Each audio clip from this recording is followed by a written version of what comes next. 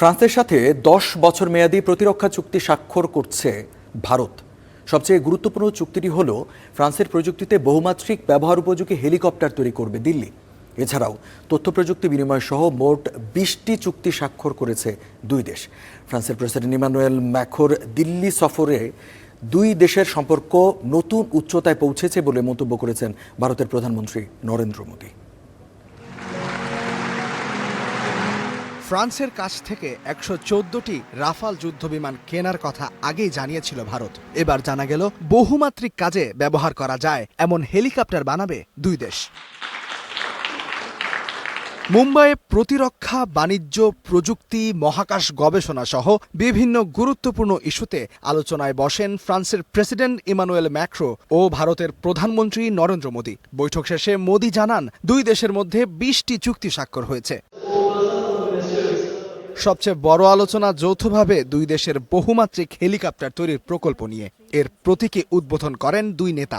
भारत में helicopter assembly line का उद्घाटन ভারতে H-125 হেলিকপ্টারের অ্যাসেম্বলি লাইন উদ্বোধন আমাদের পারস্পরিক আস্থার একটি চমৎকার উদাহরণ। আমরা গর্বিত যে ভারত ও ফ্রান্স যৌথভাবে এমন একটি হেলিকপ্টার ভারতে তৈরি করবে যা মাউন্ট এভারেস্টের উচ্চতায় পৌঁছতে সক্ষম, এবং আমরা এটিকে বিশ্ববাজারে রপ্তানিও করব। ভারত ফ্রান্স অংশীদারিত্বের কোনো সীমা নেই, এটি গভীর সমুদ্র থেকে সর্বোচ্চ পাহাড় পর্যন্ত পৌঁছতে পারে। পুরো বিশ্বকে এক্সপোর্ট भी करेंगे। ফরাসি কোম্পানি এয়ারবাসের তৈরি H-125 হেলিকপ্টারটি যে কোনো উদ্ধার অভিযান, চিকিৎসা সেবা, পুলিশি কার্যক্রম, পর্যটন ও পরিবহন সহ নানা খাতে ব্যবহৃত হয়। ভারতের মতো বৈচিত্র্যময় ভৌগোলিক পরিবেশে এ ধরনের হেলিকপ্টারের চাহিদা বাড়বে বলে ধারণা করা হচ্ছে। এরপর হোটেল তাজমহল প্যালেসে দুই নেতা অংশ নেন ভারত ফ্রান্স উদ্ভাবন ফোরামে, যেখানে প্রধানমন্ত্রী নরেন্দ্র মোদী ও ভারতের ভূয়সী প্রশংসা করেন ম্যাক্রো।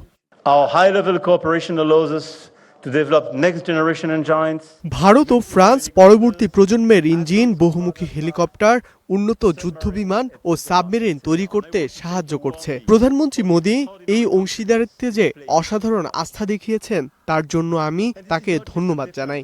এটি শুধুমাত্র প্রতিরক্ষা চুক্তি নয়, এটি একটি সার্বভৌম জোট। Sovereign alliance is two great nations choosing each other. এছাড়াও 10 বছর মেয়াদী একটি দ্বিপাক্ষিক প্রতিরক্ষা চুক্তি স্বাক্ষর করে দুই দেশ। বিশ্লেষকদের মতে এই উদ্যোগগুলো ভারত ফ্রান্স সম্পর্ককে শুধু কৌশলগত বা প্রতিরক্ষামুখী অংশীদারিত্বের মধ্যে সীমাবদ্ধ না রেখে প্রযুক্তি, গবেষণা এবং ভবিষ্যৎ উদ্ভাবনের যৌথ নেতৃত্বের দিকে এগিয়ে নিচ্ছে। বৃহস্পতিবার বিকেলে ভারত ছাড়বেন ফ্রান্সের president Macron. Istihadul Mahmud, star news.